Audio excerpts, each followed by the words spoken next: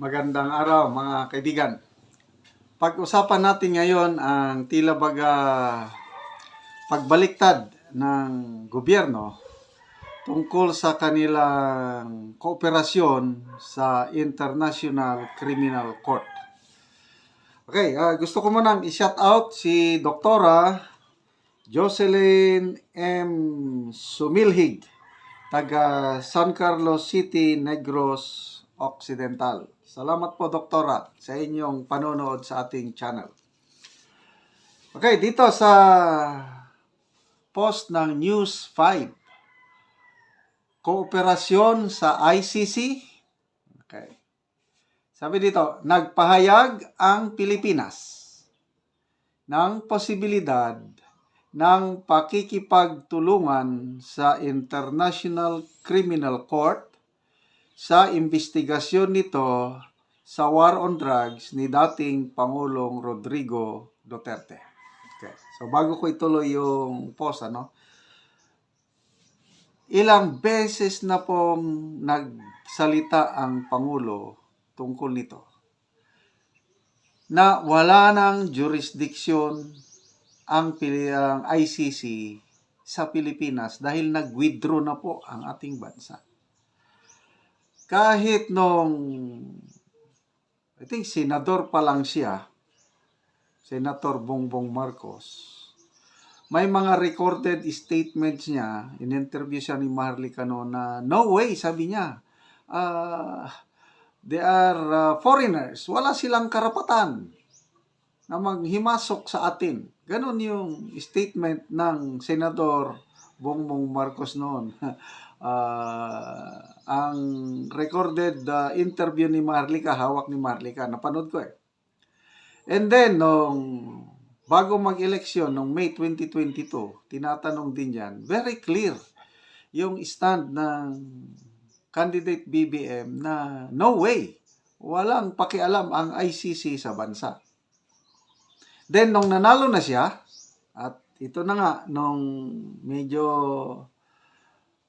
hindi na magandang relasyon ng Marcos at Duterte political clan, very consistent ang Pangulong Marcos Jr. sa pagsasabi na they have no jurisdiction anymore ang ICC. Hindi na pwede. Hindi sila, So, bakit ngayon na ito, nakahanda na ang gobyerno ng Pilipinas sa pakikipagtulungan sa ICC? Okay. Ito, ituloy natin. Iginiit ni Department of Justice Secretary Boying Rimulya na hindi bawal sa batas ang pag-iimbestiga ng ICC sa Pilipinas. Inamin din niya na may mga pagkukulang ang bansa sa sarili nating investigasyon sa madugong polisiya ni Duterte na sinasabing kumitil ng buhay na nasa 30,000 na katao. Kabilang na ang mga inosenteng bata. Ito yung exact word ng DOJ Secretary. We have to admit the shortcomings that are there. We always want to do justice to everyone. Dagdag ni Rimulya sa ulat ng international news agency na Reuters ngayong Huwebes. Okay. So, granting na may mga nagawang pagmamalabis panahon ni PRRD. Di ba ongoing pa yung Quadcom na yan ang ilang hearing na, naka 14 hearing na ata, o 15. Yun ang sentro ng Quadcom. At nagbigay na ng initial report ang Quadcom at nagrekomenda na kasuhan na si Pangulong Duterte at iba pa sa kanyang paglabag sa batas sa kanyang war on drugs. So, the ball is now on the hands of the DOJ. Nandyan na yung recommendation.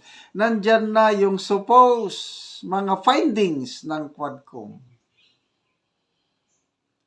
So, ano na ngayon? Mayroon na bang kasong na isampa? Sana sampahan na ng DOJ ng kaso si PRRD. At kung talagang mayroong paglabag sa karapatang pantao, yung alleged extrajudicial killings na sinasabi, let it be tried dito sa Korte ng Pilipinas. Bakit ba kailangan ng ICC? Ito ba ipag-aamin na hindi na gumagana ang justice sa Pilipinas? Ang ICC, di ba, complementary. Papasok lang ang ICC sa mga bansa na hindi na gumagana ang hustisya. So sa tingin ng DOJ, hindi na gumagana ang hustisya sa bansa kaya makipagtulungan sa ICC? I don't know. Okay, so tingnan natin ang mga people who reacted. 6,100 people who reacted. Anong reaksyon nila? 5,100 tumatawa. Ibig sabihin, hindi sila sang-ayon dito sa pahayag ng Justice Secretary. 765 lang ang nag-like. So, makita mo yung reaksyon ng taong bayan, yung consensus ng taong bayan. No way, hindi na pwede. Kasi gumaga naman ang ating justice system. Magbasa tayo sa mga comments. Wika Dodski Puentes, ito na. Wala na palang kwenta ang korte ng Pilipinas kung ganon. Yun na nga yung sinasabi natin. May mga Alan Seitanko, walang due process. Kill agad, di ba? Ito tayo sa iba. Jonathan Dandan Cantaño, utos ni Ngagba para ilis ang isyu sa korupsyon ng admin niya. Nicolas Magtoto, i-abolish na lang pala ang Department of Justice dito sa Pilipinas, kulang pala at walang kwenta. Yun, sinasabi ko kanina. Marvin J. Abihero, imong anak boss, asa naman.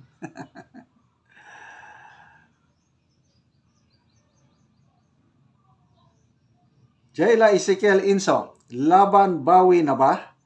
Lakas tama mga to, lokohin mo si Juan Tamad, wag lang ang bansang Pilipinas. Gina Viray Manyago, diversion road na pod. Diverting the issue. Rafi Flores, Duterte pa din ang may totoong malasakit sa bayan. Period. Okay?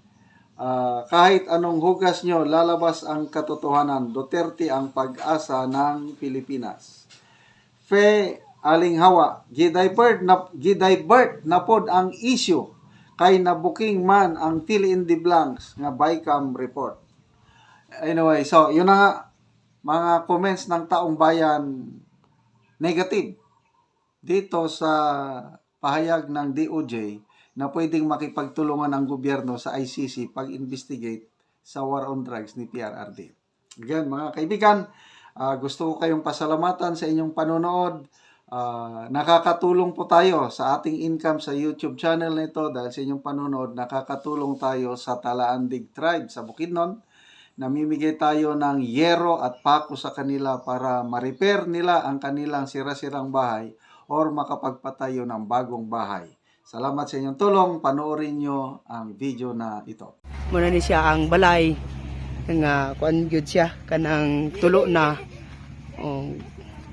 Tanaw na ako sa sulod. Muna ni siya ang ilang balay. Muna ni ang kulin ng balay. Muna ni akong balay. Tanaw nga liw. Oo. Ay bangag. Nagamay pa kayo nga balay. Gamay kay nga balay. Wala nagidya among Silungan. kasilungan. Kung mo na. Oo. Salamat sa Ginoo nga naay naka lantaw nga maluoy sa mo ang tagaan mi. Tagaan mo og sa kuan pod nga makakita sa inyo nga ingan-ani gyud. Diri pa gid mo ang kulgahigda. Diri dito mo. Ang inyong butang kuan na pod. So makita man gyud nga kuan na gid siya. Boss lot na. Nabangagan na gid. Oo, naapag yun, oh. Na, Gisumok-sumbak ka na gani na. kuan ra, sumpay-sumpay ra. Oo, gisumok-sumbak. Ah, ah, Gisumok-sumbak na. oo, na inyong mga dingding, sako. Oh, sako. O, ang inyong kuan pod, no? Inyong dingding pod nga, oh, makuha na yun Bangag siya, na. bangag na siya. Muna inyong abuhan. Muna. Tinawag. So, kini inyong kuan, trapal ra pod. Trapal na gid.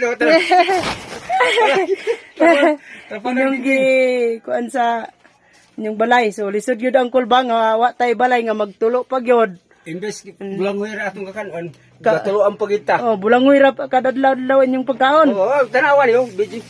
O kana ra gyud inyong sabawan. Oh, So, lisod yun kaayo. lisod. Oh, walay kapalit o giro.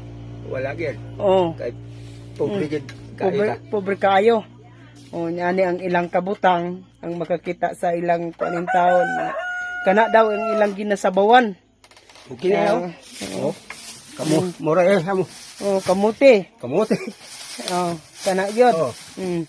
Kamuti ra. O, Among kana ra inyong pagkaon din inyong balay gatulo pa gyud. So, epektado gyud mo sa kuan, kalisod gyud. ay picado gid. Mm. Luoy gid. Oh, mga sako lang in taon ang ilang dingding.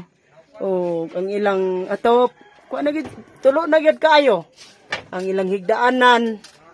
O, lisod na gyud kaayo ang ilang kabutang tungod sa kuan lagi wala sila ikapalit og giro. Kabangag-bangag na in taon ilang balay pero kuan na gyud naganto sila sa pagpuyo nga paryaan Pasalamat tadi. Oo. Antos lang ta. Oo. Pasalamat ka angkol nga kuan matagaan na gid ka angkol og giro. Kay nakita naman gid ang imong kabutang nga lisod gyud. Manalamat ko sa Ginoo nga naagi tao nga Maluoy. naluoy sa mo nga matagaan mig sin. Oo. Aron ma Oo, nga parani nga. mayong payag. Oo. Nga maayo ra. Oo. Na sige angkol, Sige. salamat. Salamat Oo, kayo. sige, salamat.